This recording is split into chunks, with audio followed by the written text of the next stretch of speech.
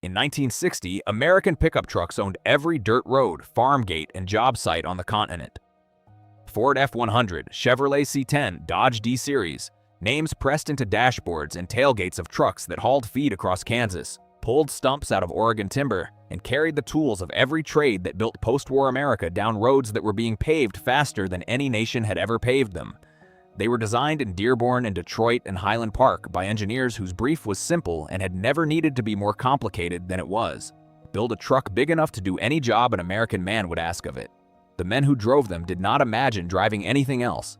20 years later, a truck built in Japan was outselling every sports car in America. 30 years later, it was being built in Tennessee. The name on the tailgate was Nissan, and it was not leaving. A single truck began this, the Datsun 620. They called it the Lil Hustler. But here's what the story never tells you. The Datsun did not win because Japan was ruthless. It won because Detroit was already busy doing something far more destructive than losing a product competition. To understand how it happened, you have to start with a man who was sent to Los Angeles as a punishment. Yutaka Katayama had spent his career at Nissan picking fights he was not supposed to pick. He had opposed the way the company handled its union disputes in the 1950s, loudly and at length, and in the corporate culture of post-war Japan, that kind of opposition had a cost. By 1960, Nissan's Tokyo headquarters had decided what to do with him. They sent him to America, not as a promotion, not as a reward, as a reassignment of the kind a Japanese company of that era offered a man it did not know how else to manage. The Los Angeles office was a skeleton operation, a handful of dealerships, a car that American buyers had looked at and largely walked past. Katayama arrived at 50 years old with no meaningful budget, no mandate beyond keeping the lights on, and no expectation from Tokyo that he would do anything worth writing home about. He had spent a summer in America in his teens, working a merchant vessel that docked in Seattle and had never forgotten what he saw. A country that ran on automobiles. He intended to find out what it needed from them. What he found when he drove the American roads was an industry that had stopped asking that question. The Ford F-100 was a magnificent machine for a specific task. It hauled heavy loads across flat ground with a V8 that never apologized for the fuel it burned because in 1960, the fuel cost 25 cents a gallon and the arithmetic of running a big engine was invisible. Katayama sat in diners and listened to contractors and tradesmen and farmers. He watched who bought the F-100 and who drove away without one. He was looking for the gap. It was not hard to find. There was a buyer who needed a truck for moderate work, not the theoretical maximum, and who was paying for capacity he would never use at a price he could barely justify. Detroit knew this buyer existed. Detroit had decided he was not worth engineering for. Pull back now and look at the wider landscape, because in 1960, this was an industry that had never once been threatened from outside in a way it took seriously. The Ford F-Series had been the best-selling truck line in America since 1948. Not the best-selling truck, the best-selling vehicle, full stop. In a country building interstate highways at 37,000 miles a decade, Chevrolet ran it close. Dodge made serious money. Between them, the big three accounted for every pickup truck sale that mattered, and the independent makers had been swallowed or starved out. There was no visible market gap, because the domestic buyer had been taught to want exactly what Detroit was selling, and the teaching had been so successful for so long that the men in Dearborn had started to mistake their customers' habits for their customers' needs. The vulnerability was buried under an assumption so fundamental nobody in the industry had thought to name it. American trucks were built around one immovable fact: gasoline cost 25 cents a gallon.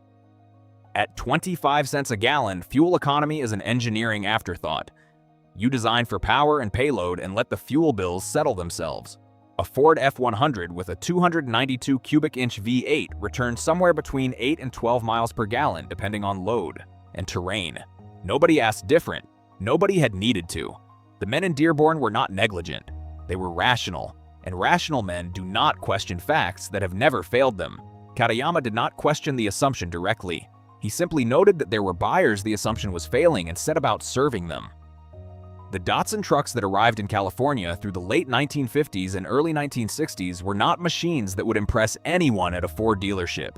A modest four-cylinder engine, half-ton payload, a bed smaller than what an American truck buyer called a bed. They were priced well under the F-100, and they returned fuel economy that no American pickup of comparable era could approach, running to 25 miles per gallon in the kind of everyday driving that contractors and tradesmen actually did, rather than the maximum theoretical haul they imagined when they bought the truck. American orthodoxy held that this was not a real truck. The reasoning was not dishonest. A man running cattle across Texas genuinely needed the V8 and the full-size bed and the payload. But orthodoxy does not fail because it is wrong everywhere. It fails when it assumes everywhere is Texas. The Datsun found its buyers on the West Coast first. Contractors who needed a truck for the job site, but not for hauling heavy equipment. Tradesmen who ran tools and materials, not steel beams. Small farmers with moderate operations. Men who had looked at the F-100 and done arithmetic that came out against it. The sales in the early years were modest enough that the men in Dearborn could look at the numbers and see no threat. They were looking at the right numbers for a world that was about to stop existing. Katayama, meanwhile, was doing something that Nissan's Tokyo headquarters had not asked him to do and would not have thought to ask. He was building the infrastructure that a foreign truck in America lives or dies on. Before a Datsun had earned its reputation in American conditions, he was building the dealer network that would support it. Parts on the shelf. Mechanics who understood the engines. Service response times an operator could plan around. He had watched American truck buyers closely enough to understand what they hated most about a breakdown. Not the breakdown itself, but the uncertainty that followed it. He intended to remove the uncertainty. This is not a minor detail in the story. It is the whole story, compressed to its essential mechanism. In October 1973, the Organization of Arab Petroleum Exporting Countries imposed its oil embargo, and the world that had made the big American pickup an unchallenged institution ended within weeks. Gasoline prices quadrupled. Lines formed at filling stations the length of the country. Men who had bought trucks for their torque and their bed space were now watching the fuel gauge and doing arithmetic they had never needed to do before. A truck returning 10 miles to the gallon cost 4 times as much to run as it had cost in September.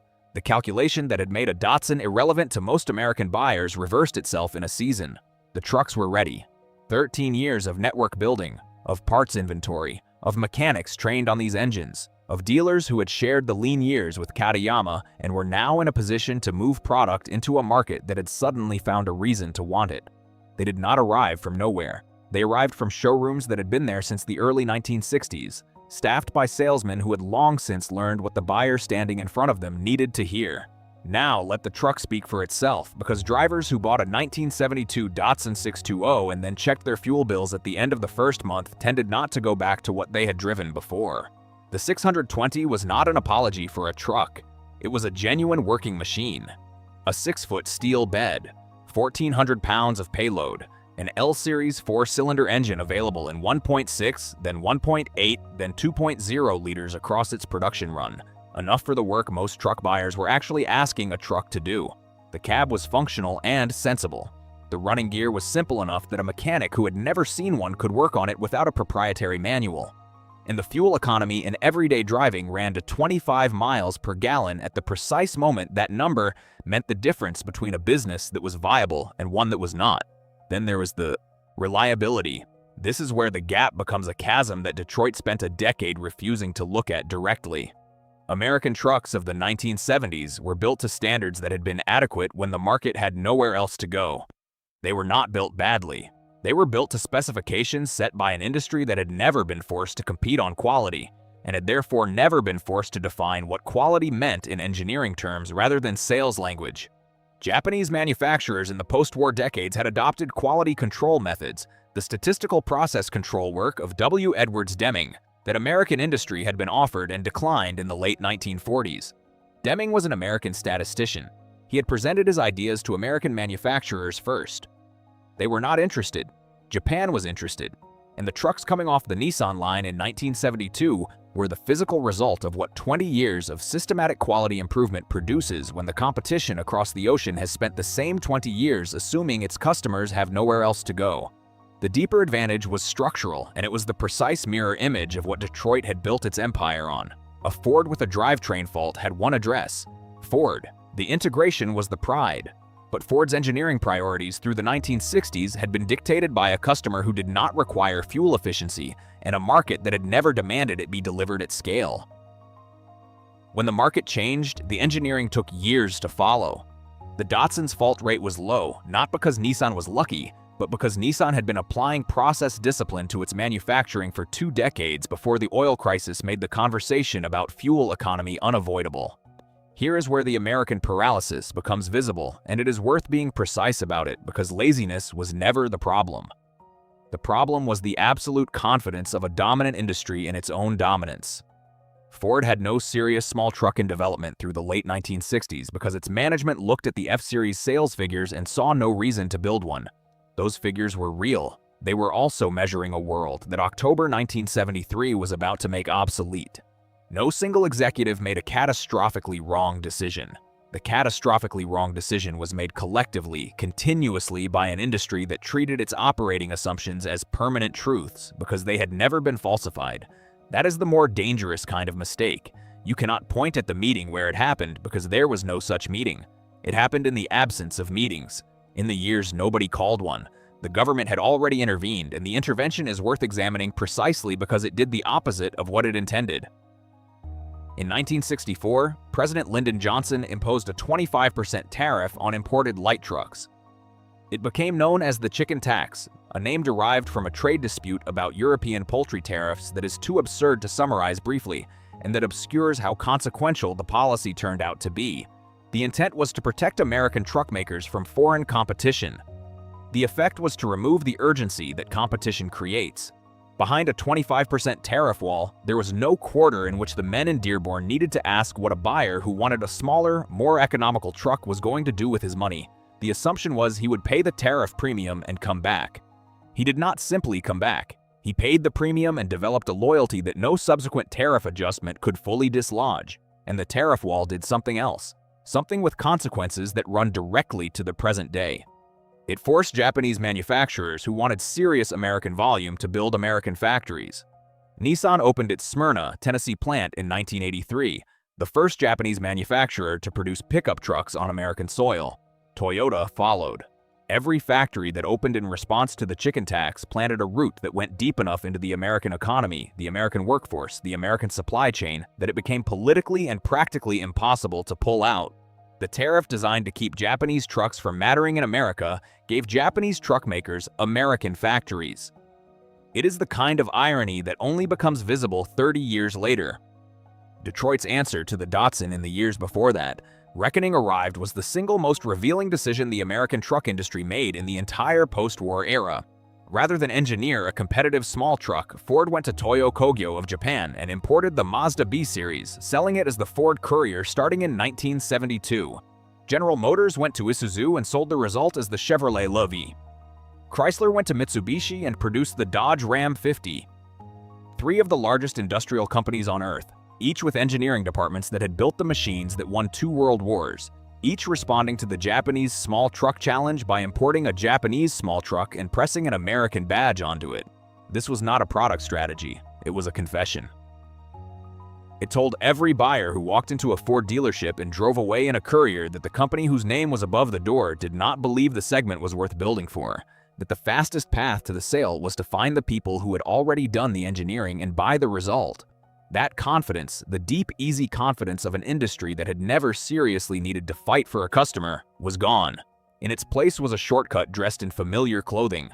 The men who had bought Datsuns in 1971 and 1972 and 1973 and found that the trucks ran without meaningful complaint were by 1983 the fleet managers and the shop owners and the contractors who wrote the purchase orders. They had been comparing fuel bills for a decade. They had been comparing repair records, downtime, the cost of keeping a vehicle on the road versus the cost of keeping it in the shop. They had done the arithmetic across 10 years of driving, and the arithmetic had not come out in favor of what Dearborn was selling. Brand loyalty is not permanent. It is a promise that has to be renewed every time a buyer needs a truck. Detroit had spent the critical decade not renewing the promise. It had spent those years producing rebadged Japanese trucks and hoping nobody would notice the difference. The buyers noticed. They had been noticing since the first fuel bill. By 1983, Nissan was building pickup trucks in Smyrna, Tennessee. American workers, American factory, Japanese engineering, the permanent foothold that the chicken tax had made structurally inevitable. Katayama was long retired by then, inducted eventually into the Automotive Hall of Fame in Dearborn, Michigan of all places, the city that had refused for 20 years to take the vehicle he built seriously enough to answer it. He had started with a skeleton office in Los Angeles in 1960 and ended with his name on a plaque in the Museum of the Industry. He had spent his career disrupting. By the 1990s, Toyota's Tacoma owned the compact segment so completely that no American manufacturer was making a serious attempt to reclaim it. By 1998, Toyota was building the Tundra, a full-size pickup in Princeton, Indiana. The last market Detroit had believed was permanently its own was now being contested by a truck built by American workers 600 miles from where the Ford F-Series had been conceived. Stand at any hardware store parking lot in America today and count the tailgates. F-150, Silverado, Ram, and then Tacoma, and Frontier, and Tundra, and Titan. The full-size battle is still live and American names still lead it. But the compact and mid-size segment, the Datsun 620, carved out of nothing in American consciousness and held while Detroit looked the other way, belongs to Toyota and Nissan as completely as any market belongs to anyone. The plants building those trucks are in Texas and Tennessee and Mississippi. The workers are American. The decisions run to Tokyo and Yokohama. The Lil Hustler did not win by underhanded means. It did not arrive with a marketing budget that embarrassed Detroit or a government subsidy that tilted the playing field. It arrived with 25 miles per gallon and an engine that started every morning and a service network that a man running a small contracting business could actually plan around. And it arrived at the precise moment the industry on the other side of that market had spent its most critical years making the same bet on cheap gasoline that nobody inside the walls had ever thought to question. Close your eyes. See the Datsun 620 lot in Torrance, California in 1973. The Lil Hustler badge on the tailgate, the L-Series engine idling without complaint. The man standing next to his F-100 at the gas pump doing arithmetic he has never had to do before, watching the numbers turn, looking across the lot at the truck with the unfamiliar name. He has driven Ford his whole life. His father drove Ford. He is doing arithmetic. Open your eyes. The Tacoma is the best-selling midsize truck in America. It is built in San Antonio, Texas. It has been built on American soil for over 40 years. There is a waiting list. The F-Series still leads the full-size segment. But the man who stood at that pump in 1973 and did the arithmetic passed his driving preferences to his son, and his son has not been standing at that pump doing the math in favor of Detroit. The Datsun did not wreck the American truck industry. The American truck industry built its house on a single assumption and never checked the foundation. The Datsun 620 was not the flood. It was the moment the crack in the wall became visible. And by the time Detroit looked up from the sales figures long enough to see it, Nissan was already pouring concrete in Tennessee.